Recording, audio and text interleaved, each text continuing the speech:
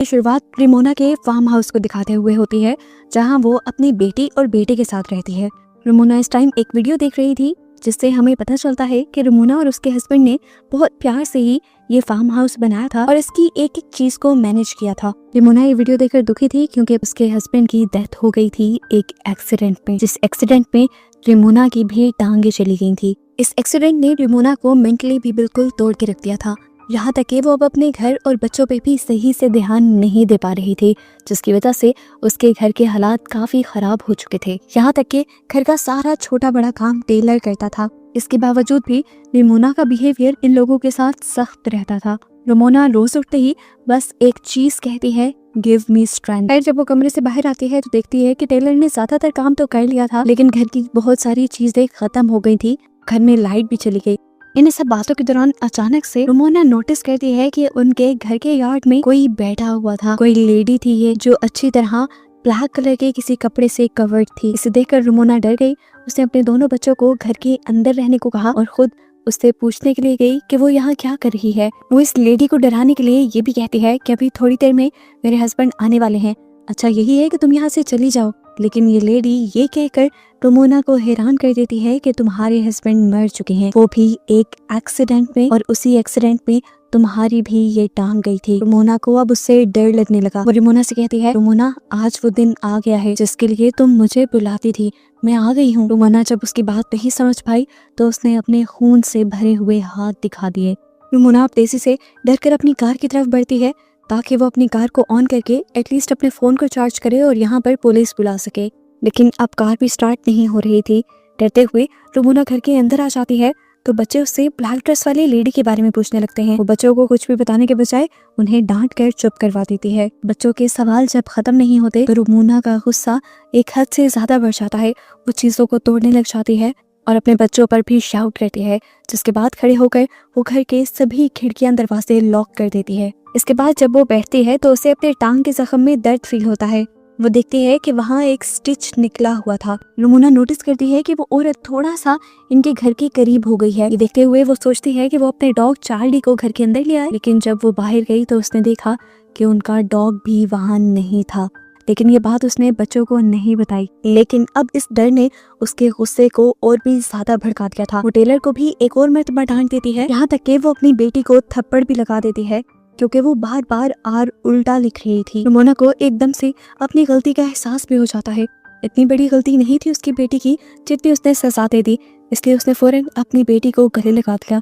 और जैसे ही उसने शीशे में देखा तो कुछ अजीब हुआ। उसके हाथ में एक चाकू है जो उसने जल्दी से अपनी बेटी के अंदर स्टैब कर दिया। एकदम से वो होश में आई और उसने देखा कि इस टाइम उसकी गोद में एक पिलो था, लेकिन उसने इस पिलो के अंदर चाकू स्टैब किया था। ये उसके पास किस टाइम में आया, उसे किसने पकड़ाया, कुछ याद नहीं। टेलर जब पीछे अपनी मॉम को देखता है तो और भी ज्यादा परेशान हो जाता है। वो जान गया था कि अब उसकी मॉम तो मेंटली स्टेबल नहीं है, तो इस मुश्किल से उसे निकलने के लिए खुद ही कोई रास्ता तलाश करना पड़ेगा।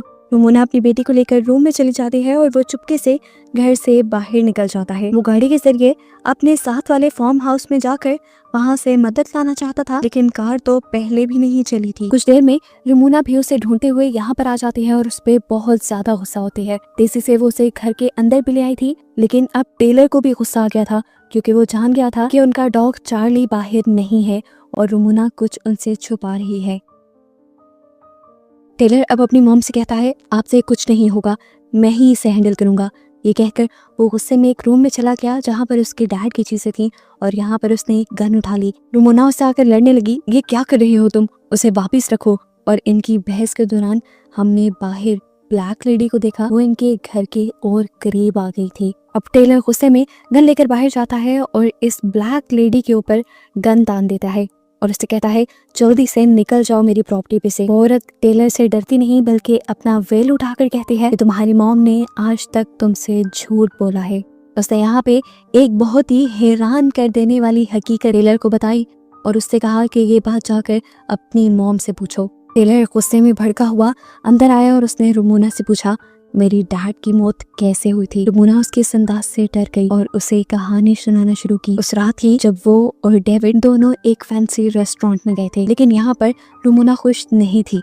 उसे फार्म हाउस में रहने का बिल्कुल मजा नहीं आ रहा था, क्योंकि यहाँ पर बहुत सारे काम करने पड़ते थे। हालांकि यहाँ पर भी डेविड उसी की ख्वाहिश पर शिफ्ट हुआ था। सिटी की 9 to 4 वाली जॉब और उसके बाद घर की लाइफ उसे बोर लगती थी। अब जब सब यहाँ पे आ गए थे, सब यहाँ सेटल हो गए थे, खुश थे, तो एक रुमोना ही नाखुश थी। अब वो यहाँ से भी कहीं और शिफ्ट करना चाहती थी, लेकिन डेविड साफ मना कर देता है क्योंकि इतनी जल्दी शिफ्टिंग और सबका सेटल होना पॉसिबल ही नहीं। इनकी अच्छी खासी बहस होती है और ये लोग इसके बाद होटल से निकल जाते हैं। दिखाया जाता है कि डेविड नहीं बल्कि उस रात रुमोना ही कार ड्राइव कर रही थी। उसे अपने पीछे इसी ब्लैक लेडी का शैडो दिखाई दिया उस रात, जिसकी वजह से उसका ध्यान भटक गया और उनका एक्सीडेंट हो गया। हालांकि उसने तो बच्चों को ये झूठ बोल रखा था कि उस रात गाड़ी डेविड ड्राइव कर रहा था और उसी की वजह से एक्सीडेंट हुआ। टेलर ये हकीकत जानकर बहुत ज्यादा दुखी हो जाता है, टूट जाता है। उसके अंदर भी नेगेटिविटी ज्यादा होने लगती है और ऐसे बाहर बैठी हुई लेडी का असर इनके घर पे और ज्यादा होने लग जाता है। और इस दौरान हमें दिखाया गया कि इस लेडी का शैडो बड़ा होता जा रहा था। इस औरत के शैडो से बचने के लिए ये सब लोग एटिक में चले जाते हैं, लेकिन एटिक में भी वो ब्लैक लेडी अपने शैडो के जरिए रुमोना की छोटी बेटी को अपनी तरफ खींच लेती है। ये लोग उसे पकड़ते भी हैं, लेकिन वो लड़की तेजी से खींची जा रही थी। तब टेलर जल्दी से जाकर उस विंडो को ही ढक देता है, जिसके जरिए वो ब्लैक लेडी रुमोना की बेटी को कंट्रोल कर रही थी। और विंडो को कवर करने के बाद उसकी बहन छूट जाती है, लेकिन इसके बाद भी वो एंटिटी खामोश नहीं बैठी थी। वो इनके घर की लाइट्स फ्लिकर करके इनके घर की चीजों को गिराकर इन्हें डराती है और फिर रुमोना पर हावी हो जाती है, उसे पोसेस कर लेती है। हावी होते हुए ऐसा सीन दिखाया जाता है जैसे रुमोना और ये एंटिटी एक साथ मिल गए हैं। वो एंटिटी अब रुमोना की बेटी को गले लगाती है और वो भी गायब हो जाती है। टेलर अपनी आंखों से देखता रहा और कंफ्यूज हो गया। वो अकेला ही यहाँ खड़ा रह गया था। उसकी मॉम और बहन को इस एंटिटी ने एकदम से गायब कर दिया था। तभी अचानक पीछे से रुमोना अपना लाइटर लिया है यहाँ पर। अब रुमोना और टेलर दोनों मिलकर रुमोना की बेटी को ढूंढने लग जाते हैं और ऐसा करते हुए रुमोना एक ऐसे कमरे में चली जाती है जो कमरा उसे उसका पास्ट दिखा रहा था, जिसमें उसे डेविड भी नजर आया। डेविड काफी खुश नजर आ रहा था और वो रुमोना से कहता है, देखो तुम्हारे पसंद के फूल भी यार्ड में खिल गए। रुमोना अब उसके करीब चली जाती है। एकदम से सीन बदलता है और हम देखते हैं कि डेविड ने उसे मारना शुरू कर दिया। वो उसका गला दबा रहा था और अगले ही पल रुमोना ने अपने आप को ब्लैक ड्रेस में यार्ड में बैठा हुआ देखा, बिल्कुल उस एंटिटी की तरह जो अभी इनके घर के बाहर थी। इस टाइम उसके सामने रुमोना का दूसरा वर्जन आया। ये वो सीन बन गया जब रुमोना पहली मर्तबा इस ब्लैक ड्रेस वाली लेडी से बात करने के लिए आई थी। यहाँ इस सीन में ब्लैक ड्रेस में बैठी हुई रुमोना अपने मुंह से वो ब्लैक कपड़ा, ब्लैक वेल हटाने लगती है और उसके सामने वाली रुमोना अजीब से तरीके से कहती है, वो दिन आ गया जिसका तुम्हें इंतजार था।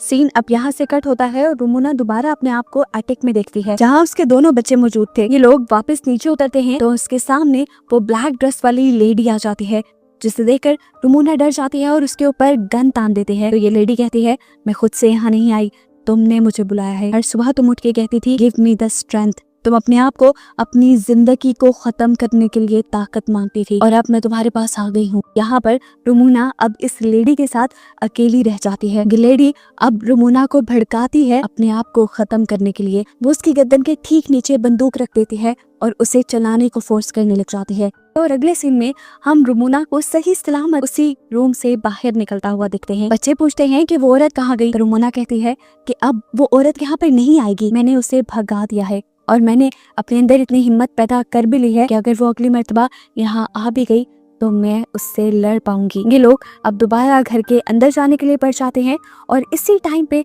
इनके घर की लाइट भी आ जाती है और इनका गुमा हुआ डॉग भी वापस आ जाता है। घर के अंदर जाने पर हमें एक पेंटिंग दिखाई जाती है जो रुमोना ने खुद पेंट की थी और इसी के अंदर वो डार्क लेडी भी थी जिसे हम पूरी मूवी में देखते आए हैं। असल में वो डार्क लेडी रुमोना के डार्क थॉट्स थे, उसकी गलत सोचें थी। उसने अपने अंदर की नेगेटिविटी को इतना बढ़ा लिया था कि उसकी नेगेटिविटी ने एक फिजिकल शक्ल ले ली, एक एंटिटी के रूप में उसकी और उसकी फैमिली के सामने आ गई। आखिर में जब रुमोना उस कमरे से बाहर निकली तो असल में वो अपनी गलत सोचों से, अपनी नेगेटिविटी से बाहर निकल आई थी, जिसकी वजह से वो एंटिटी भी खत्म हो गई और ये लोग भी सेटल हो गए। और बस इन्हीं को दिखाते हुए ये कहानी यहाँ खत्म हो जाती है।